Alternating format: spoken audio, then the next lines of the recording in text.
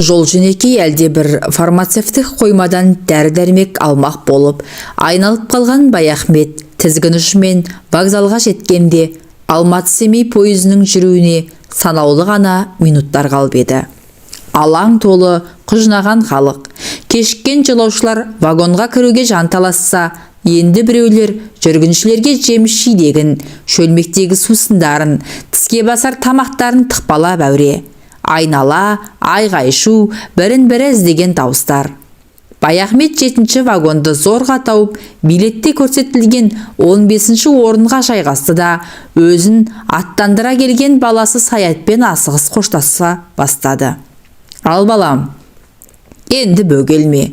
Пойыз қозғалып кетсе, үлгермей қалып жүрерсің, деді тұр-тұлғасы өзінен айнымайтын сұңғақ бойлы аққұба бозбаланы құшағына тартып. Үлгермесем, бірінші Алматыдан түспейін бе? Деді жас жігіт, әкесі қасында әлде қала тұрсыншы деп келіп. Қой, артық жүрістің керегі не? Айтар тілегім, пәле жаладан аулақ жүр. Көрдің ғой, бұл заманда адамға сенудің өзі қиын екенін. Санатбекпен келінге сәлем айт. Маған ені алаң болма көке, маңдайымызға тиді ғой. Енді ешкімге жем бола қоймаспыз. Саят кінәлі адамдай қипақтап, көзін төмен түсірді. Сөйт балам, қызметіңе мұқият бол. Саят Баяхметтің кенжесі, көңілі ғұрғыр қоңқылдап ақ тұрса да, зейіл әке сыр алдырмай баласын есік көзіне дейін ұзатып салды. Айтқандай ақ, көп күттірмей пойызда орнынан қозғалып кетті. Бейне көшенің бір қатпалы жылжып бара жатқандай. Жылжыған бұлар емес, қасындағы ғимараттар. Құжынаған халық сейілді. Әр тұстан қош-қош айтып, қол сермеген жұрт. Саят та кете қоймаған екен. Терезеге төне төнген әкесіне бірдеңелерді айтып, жанаса жүріп келеді. Баяхмет есік терезесі жарқыраған тәуір вагонға тап келіпті. Тек бір таңғалғаны, купеде өзінен басқа адам жоқ. Жүргіншілер қайшыласып жатқан мынадай жаз мезгілінде орынның бос болуы мүмкін бе? Кеше Санатбек бар беделін салып жүріп, бір билетті бронмен әрең алған. Әлде мұның серіктері бірінші Алматыда күтіп тұрмекен. Жолаушылар пойызы екі вокзалдың арасында тым ағылып кеткендей. Баяу жылжып келеді. Жол бойы қалың орман, бетон қабырғалы қойма складтар. Ара-тұра тал теректер арасынан ақшаңдаған үйлер қылаң береді. Құдан ауа, бәрі көңілге байланысты екен ғой. Осыдан 15 күн бұрын осы жолмен қалаға кіргенде мына көріністер сұрқы қашқан, қиқы-жиқы, тым жүдеу күйде шалынып еді. Енді қараса соның бәрі өңденіп, құлпырып кетіпті. Онда Баяхметтің көңілі күптеді. Биыл оқу бітірген кенжесі Саят істі болып жатыр дегенді естіп, жанын қоярға жер таппай келе жатқан. Енді міне пәле жала артта қалып, шошыған жүрек орнына түсті. Саятты ағарып, бостандыққа шықты. Құдайдың мұнысына да мың тәуба. Пойыз бірінші вокзалға келіп тоқтаған. Осында 15 минут аялдайды. Баяхмет перронға шығып темекі тұтатты. Манағы көргені ештеңе емес. Жолаушылардың нағыз нөпірі осында екен. Көпшілігі сауда-саттық жасайтын әйелдер. Олардың жүктерін тасып, мал тауып жүрген жүкшілер. Жұмыссыз қалған жігіттерге бұл да бір нәпақа болса керек. Ауыр теңдермен теңкейген алабажақ қаптарды иықтарына салған жүкшілер бірінен бірі озып, жанталасып жүр. Анадай ауыр жүкпен ішке кіруде оңай болмас. Негізінен саудагерлерге арналған артқы вагондардың маңы айғай-шу, опыр-топыр. Баяхмет темекісін тартып болып, ішке кіргені сол еді. Алабажақ қап көтерген жүкшілердің бір-екеуі мұның купесіне келіп жетті ау. Әлгілер иықтарына артқан зіл-мауыр жүкті үстіңгі перронға шығара салып, іле-шала сондай қаптың тағдай екі-үшеуін көтеріп келді. Аузы үзбелі, түйенің беліндей 4-5 қап үстіңгі екі сөреге зорға сиды. Баяхмет, бұл сұра жүкті үйдің купе болды ғой, деп таңғалып отырған. Дәл осы кезде қолында зілдей сумкасы бар әйел кірдішке. Жасы 40-қа іліне қоймаған, орта бойлы, қолаң шашын дөңгелете қиған аққұба келіншек. өзі мына пойызға көп машақатпен зорға жетсе керек. Ақша жүзі албырап, танауы қағып, алқынып тұр. Жүк иесі осы әйел сияқты. Самайларын 6 айрық тер аққан жүкшілер бірдеме дәметкендей соның бетіне жалтақтап қарай берді. Олардың не күтіп тұрғанын әйел де түсінді білем. Топ-толық омырауының қобылып біткен тұсына 2 саусағын жүгіртті де жігіттерге 100 теңгеден ақша ұстатты. «Мынауыңыз аз ғой, апай», деді жүкшілердің бірі өкпелеген балаша бұртиып. Өздері бұрыннан таныс па қалай? Әйел өзімсінген үнмен: «Жүгірмектер-ай, сендерде де қанағат болсашы. Мә, бөліп алыңдар», деп тағы да 100 теңге қосты. «Рахмет, апай, енді қашан келесіз?» «Айдың аяғына таман күтіңдер». Жігіттер қоштасып шығып кеткен. Бос орынға ух деп тізе бүккен әйел қарсы бетте отырған Баяхметті енді ғана байқады. «Көтек, іште тағы да бір кісі бар екен ғой», деді сасып қалып. «Кешіріңіз, қарбаласта байқамай қалыппын. Қасымдағы екінші адам кім болар екен деп қобалжып келіп едім. Жақсы болды ғой». «Несі жақсы?» деді Баяхмет салқын жымиып. «Сізге серік болғанымды айтам да, былай сенімді кісі көрінесіз». «Сенімді екенімді қайдан білдіңіз?» «Қойыңыз шаға, кісіні қорқытпай. Оқыған, инабатты адам екеніңіз түріңізден көрініп тұр ғой». Келіншек соны айтып сықылықтап күлді.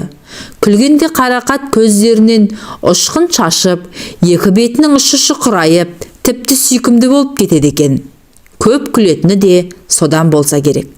«Танысып қоялық, менің атым Биғаным», деп қолын ұсынды. Алақаны ұлпадай, саусақтары нәзік екен. «Менің ныспым Баяхмет». «Қайда бара жатырсыз, аға?» «Семейге». «Онда үй жолдас екенбіз. Мен сізден 2 сағат бері шардан түсемін. Қаланың өзінде тұрасыз ба?» «Қаланың қасы Жаңа Семей ауданында», деді Баяхмет. «Осында жүкті қалай алып келесің, қарындасым-ау?» «Қайтеміз, күн көрістің қамы ғой. Саудадан басқа кәсіпті қазір ел біледі ме? Өстіп базардан базарға шапқылап жүргеніміз». «Ініміздің жаны тыныш екен, сізді жүгіртіп қойып жатқаны қалай?» Бір сәт әйелдің жүзі нарау тартып, бір мұңлы көлеңке жүгіріп өтті. «Сол ініңіз болмайтыр ғой, аға. Ол түрі болса, мұндай күйге түсер медім. Күйеуімді осыдан 3 жыл бұрын біреулер пышақ салып өлтіріп кетіпті». «Кешір, айналайын». Баяхмет аңғайсызданып қалды. «Білмеген уыш еді. Сіз сияқты сұлу келіншек сыңар болмас деген ғой менікі». Бұл кезде пойыз орнынан қозғалып та кеткен. Бір мезетте билеттерді тексеруге жол сергі жігіт кірді. Бәрі заңды. Биғаным басқа көпшілік қолды вагоннан орын таппаған соң, купедегі вагоннан 3 орынды бірақ сатып алыпты. Қазір уақыт дегенің ақша. Мұнда босқа қамалғанша, бір күнде болса ертерек жетіп алған жақсы. Көршісі өз жайын осылай түсіндірді де: «Бауырым, бүгін мен әбден шаршап, өлейін деп келдім. Бізге тезірек төсеніш әкеліп берші», деді жол серік жігітке. Көрші әйел алаңсыз киім ауыстырып, жайғасып алсын деген оймен Баяхмет тамбурға шығып кеткен. Сол жақта асықпай темекі тартып, біраздан соң қайтып оралса, Биғаным төсегін салып жатып қалыпты. Үстіне ақжайма жамылып, бетін ірге жаққа бұрып, бір қырынан жатыр. Жамылғының сыртынан үзілген белі, томпиған толық бөксесі ап-анық білінеді. Ең ғажабы, мұның да төсегін жайғап, реттеп қойыпты. «Ыңғайсыз болды-ау», деді Баяхмет төсеніштің тиынын төлемеген есіне түсіп. «Адамның іші бауырына еніп тұратын неткен жан өзі. Ақылына көркі-сай, осындай бір қалып әйелдер болады-ау». Сағатына қарап еді, 4-ке жақындап қалған екен. Түске дейін дәрдәрмек іздеймін деп біраз сандалған Баяхметтің де қарасаны үзіліп тұрған. Тықырын білдірмей шешінді де, бұл да төсегіне қисая кетті. Бұл кезде 10 неше вагон тіркелген ауыр состав қаладан шығып, Қапшағайға қарап өндірде зулап келе жатқан. Жылдамдық пен кеңістік өзара егеске түскендей, уақыттың мәңгі бітпейтін жырына басыпты. Доңғалақ үні кейде бәсеңсіп, құмығып шалынса, енді бірде ауаға батын дардар айырып, өршеленіп, өдеп кетеді. Тарсыл-гүрсіл, апыл-ғыпыл, кейде бұл дыбыстар Баяхметтің құлағына апыл-тапыл дүние ғапыл тәрізденіп естіледі. Осылайша пойыздың біркелкі ырғағымен тербеліп жатып ұйықтап кетіпті. Арада қанша уақыт өткені белгісіз. Бір мезгілде көзін ашып айналасына қараса, самарқалыдай жап-жарық. Көкжиекте еңкейген күн сәулесі терезеден тура түсіп, купенің іші шұғылаға малынып тұр. Сағат 6:30. 2 сағаттан астам ұйықтағаны ойына түсті. Тұла бойы сергіп, тынығып қалыпты. Басын көтеріп қасындағы көршісіне қараған. Биғаным әлі тәтті ұйқының құшағында. Үстіне жамылған ақ жайма аяқ жағына сырғып түсіп кетіпті. Жібек шілтері көгілдір үш көйлектің де етегі мықынға таман түріліп қалған. Арғы оң жақ тізесін бүккен қалпында аппақ сандары жарқырап шалқасынан керіліп жатыр. Балтырлары балғын әрі түп-түзу екен. Дәл қасында бөтен еркектің сұғынғадап отырғанын қайдан білсін. Тостағандай топ-толық омырауы көтеріліп басылып бейғам тыныстайды.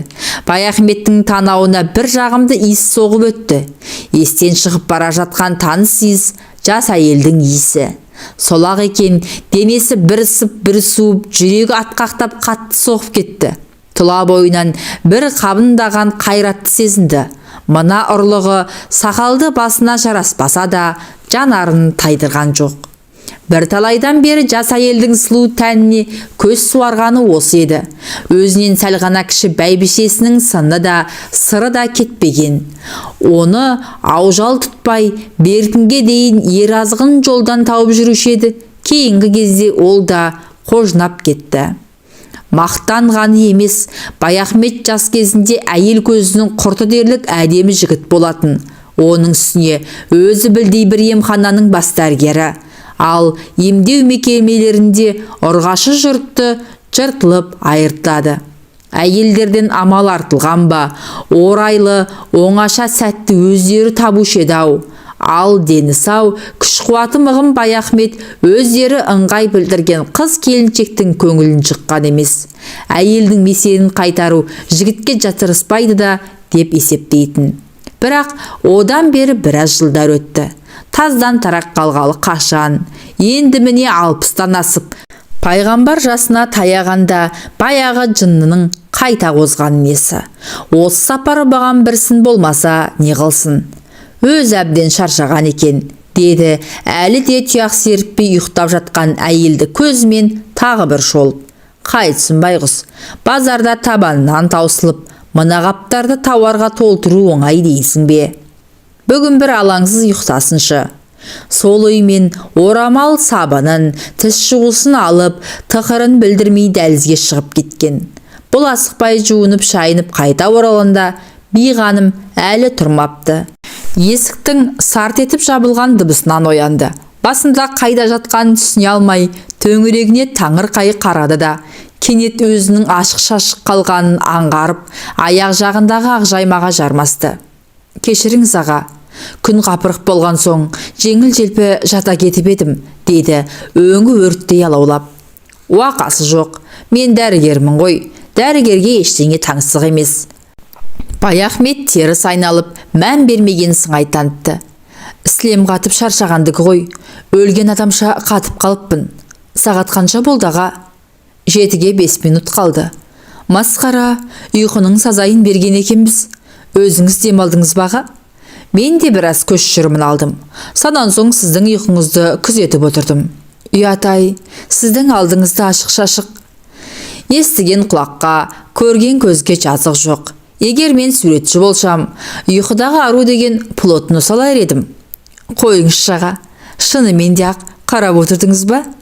Биғаным сүйкімнің арттыра түсіп, сыңғырлай күлді. Ендеше сол айыбым үшін сізге шай демдеп берейін. Дәл осы мезетте пойыз Сарыөзекке келіп тоқтаған. Бұлардың вагоны жол жиегінде үйіліп жатқан қауын қарбыздың тұсына дәл келіпті. Далаға беттеген Баяхмет әлден уақытта хош иісі аңқыған 2 шілге қауын көтеріп қайтты. Ішке кірсе биғаным дастархан жайып, үстел үстін жайнатып қойыпты. Піскен жұмыртқа, қақталған тауық, помидор, қияр дейсің бе түзіліп тұр. Соның арасынша бір шәугім шай да келіп қалды. Мынау менің базардан азығы салатылған жол азығым ғой. дәм ала отырыңыз аға, деді биғаным, 2 кесе шай құйып жатып. Мана үйден аттанарда Санатбектің келіншегі жолға жеңіз деп пакетке онымын салып жатқан сияқты еді. Баяхмет те соған қол созды. Қойдың ойынды 2 кесілмеген ортан жілігі мен бірақ жақ сүзбесі, семіз белдемшесі, көкөніс жеміс жидек. Ең соңында қолы қаттылау бір нәрсеге тиіп еді. Газетке оралған бір шөлмек Қазақстан коньяк екен. Әй, менің осы келінім жөн біледі, деп Баяхмет дауыстап жіберді. Ванасы жол қысқартқаны жақсы ғой, деді. Бұрын әрлі түрлі дәмнен ала отырып, тез шүйіркелесіп әңгіме айтушы еді. Биғаным жол жүруге ысылған, ашық әйел екен. Коньякты қалыспай ішіп, әңгіменің де отын маздасып отыр. Күйеу өлгелі бір әулетте бас көтерер адам өзі екен. Қолында ата енесі, 3 баласы бар. Балалардың алды студент, арты мектепте. Кезінде сауда техникумын бітірген. Біраз жыл райпода бухгалтер болған. Қазір ол кеңселер таратылды. Енді жеке саудамен күн көрмеске амал жоқ. Ата енесін алма-кезек дүкенге отырғызып, өзі осылай үлкен қалалардан тауар тасымалдап жүргені. Тая отырып дәм бөліскеннен бе, әлде басқа бір себебі бар ма, араларында көзге көрінбейтін бір жіптің байланғаны анық. Осыны айқын аңғарған Баяхмет баяғы батылдығын қайта тапты. Әлі жап-жассың, күш қайратты тиетін бір еркекке қол артуға болмай ма, деді әйел затына бірден үстемдік жүргізе бастайтын әдетімен. Қайдағы жап-жас, 40-қа келгенде, соңында тіркемесі бар,